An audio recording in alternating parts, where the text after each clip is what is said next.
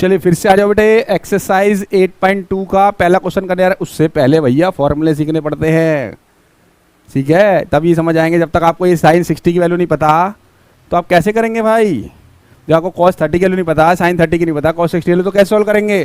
तो पहले फॉर्मूले सीखने होंगे, इसकी वैल्यू कैसे आती है सारी, ठीक है। तो पहले वैल्यू सीखते हैं।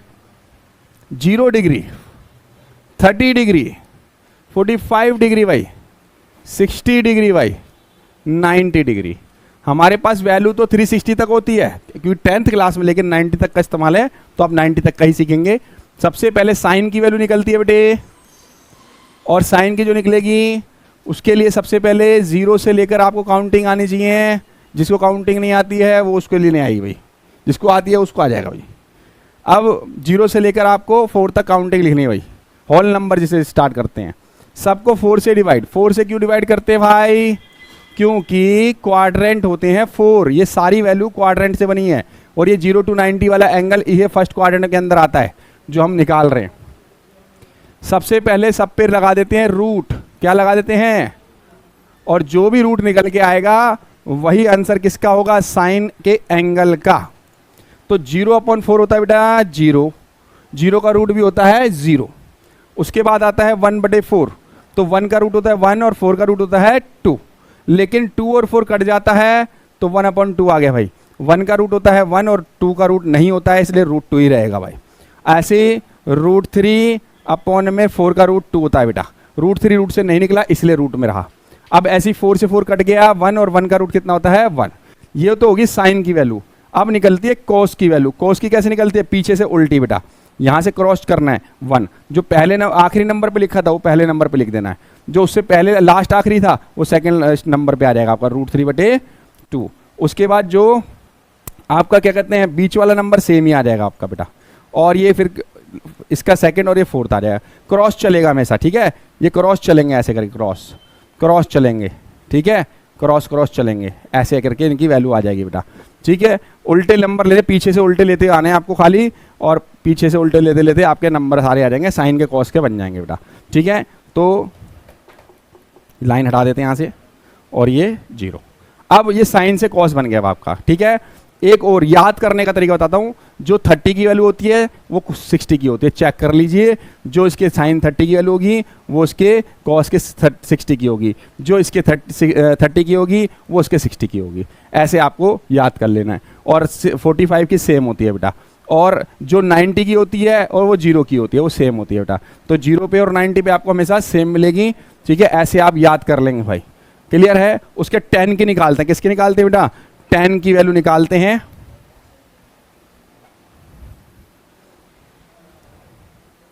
तो 10 की वैल्यू कैसे निकलेगी? साइन बटा कोस, एक फॉर्मूला होता है 10। साइन बटा कोस क्या होता है बेटे? 10a। तो जब 0 और 1 को डिवाइड करोगे तो कितना आएगा बेटा? 0। तो मैं नीचे लिख दे रहा हूं 10 का आंसर 0। अब 0 और 1 को डिवाइड करोगे तो 0 आ जाएगा। अब ऐसे ही 1/2 ये साइन की हो गई, और √3/2, 2 से 2 कट गया, 1/√3 आ गया। तो इसकी 30 की वैल्यू 1/√3 हो गई भाई। ऐसे ही 45 में 1/√2 को 1/√2 से डिवाइड करना है भाई। देखो ये कट गया तो 1 ही आ गया, क्या आ गया इसकी वैल्यू 1। तो 10 45 की वैल्यू 1 होती है भाई। ऐसे 60 पे √3/2 अपॉन में 1/2, 2 से 2 कैंसिल, तो √3/1 मतलब √3, नीचे 1 लिखने की जरूरत नहीं होती है भाई। ऐसे ही 1/0, 1/0 को आज तक डिवाइड ही नहीं कर पाया, नॉट डिफाइन, जिसको इन्फिनिटी बोलते हो आप, अनगिनत, ठीक है, क्लियर है। तो ये आपकी साइन से 10 तक की आपकी टेबल बन गई बेटा, बुक में आपके दे रखी है, लेकिन मैंने आपको बना के दिखा दिया। और कैसे याद की जा सकती है ये बता दिया कि 90 को 0 से याद कर लो, 60 को 30 से याद कर लो, 45 को सेम कर लो, इस तरीके से, और 10 को डिवाइड करके निकाल लो। अब आते हैं इनके अपोजिट वाले। कौन से वाले बेटे? अपोजिट, कोसेक, सेक, कॉट, ठीक है। ये कैसे निकलेंगे? तो सेक, कोसेक जो होता है वो साइन का रेसिप्रोकल होता है बेटा। किसका रेसिप्रोकल होता है? साइन का, 1/sin। 0 डिग्री, 30, 45, 60, 90। तो देखो बेटा साइन की वैल्यू ढूंढो बेटा, ये रही। 0 का उल्टा रेसिप्रोकल, 0 का रेसिप्रोकल होता है नॉट डिफाइन। क्या होता है? नॉट डिफाइन भाई। तो इसका आंसर आ जाएगा नॉट डिफाइन। उसके बाद आ जाओ बेटे साइन की 30 की 1/2 का उल्टा रेसिप्रोकल को 2/1, और 2/1 में 1 लिखने की जरूरत है क्या? नहीं, तो 2 लिखेंगे खाली। क्या लिखेंगे? 2। अगले वाला क्या था बेटा? 45 की 1/√2 भाई, 1/√2 का उल्टा √2, क्या आ जाएगी? √2 भाई, √2/1 मतलब √2 ही होगा। फिर 60 पे आते हैं भाई, 60 की वैल्यू √3/2, उल्टा कर दो भाई, 2/√3, क्या होगी बेटा? 2/√3। अगले पे आओ बेटे, अगली है 1, और 1 का उल्टा क्या होता है बेटा? 1 ही होता है, 1/1 होता है, तो 1/1 ही 1/1 हो जाएगा, तो 1 ही आ जाएगा। ठीक है, अब आते हैं बेटा सेक की। सेक की चाहो तो जैसे आपने साइन से कोसेक बनाया था ना, साइन से कॉस बनाया था ना, ऐसे ही आप कोसेक से सेक भी बना सकते हैं। यहाँ से उल्टा पीछे से लिखना चालू कर दो, 90 की वैल्यू यहाँ डाल दो, 60 की वैल्यू यहाँ डाल दो, यहाँ 90 की, 0 की, और ये 2/√3 इधर आ जाएगा, और ये √2 आ जाएगा, ये 2 आ जाएगा। उल्टा लिखते आओगे तो सारी वैल्यू आ जाएगी जैसे आपने कोसेक बनाई थी। नहीं तो पीछे से उल्टा ले लो बेटा, रेसिप्रोकल, इन सब का उल्टा, 1 का उल्टा 2/√3, √2/1, 2/1, 0 का उल्टा नॉट डिफाइन। तो बेटे आपने वही लिया है यहाँ पे सेम, ठीक है ना, वही आ रहा है, चाहे आप ऐसे ले लो चाहे ऐसे ले लो। ठीक है, अब फिर से कोट क्या होता है? tan का उल्टा, tan किसका उल्टा होता है? कोट का, तो 0 का उल्टा नॉट डिफाइन, तो ये आपका tan कोट का आंसर नॉट डिफाइन आ जाएगा।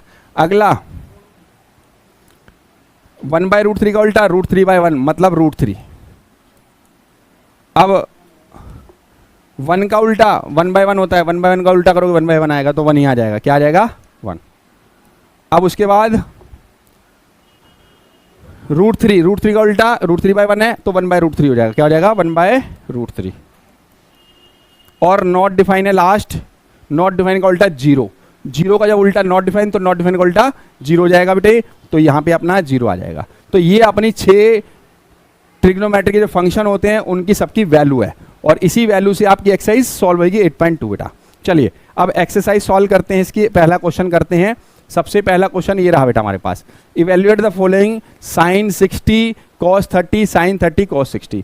तो आपको पहली बात जो टेबल बताई है वो याद होनी चाहिए, आपकी बुक में भी फिलहाल हैगी, तो आप उसमें से उसकी वैल्यू देख लेंगे और वैल्यू डाल देंगे। फिलहाल मेरे को तो याद है भैया, तो मैं तो लिख ही दूंगा। चलिए, तो sin 60 की आप टेबल में अपनी देखना, और मैं आंसर लिखता जा रहा हूँ। sin 60 के लिए √3/2 होती है भाई, और जो 60 की होती है साइन की वही cos 30 की होती है, इसलिए उसका आंसर भी √3/2 होता है भाई। और sin 30 की जो वैल्यू होती है वो 1/2 होती है, और cos 60 की भी सेम वही होती है, क्योंकि जो 30 की होती है उसके वो 60 की होती है।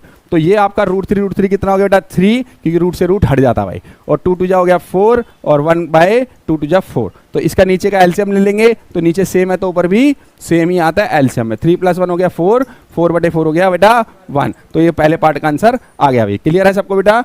ठीक है भाई, क्लियर है, थैंक यू। उतार लो बेटा, नेक्स्ट वीडियो।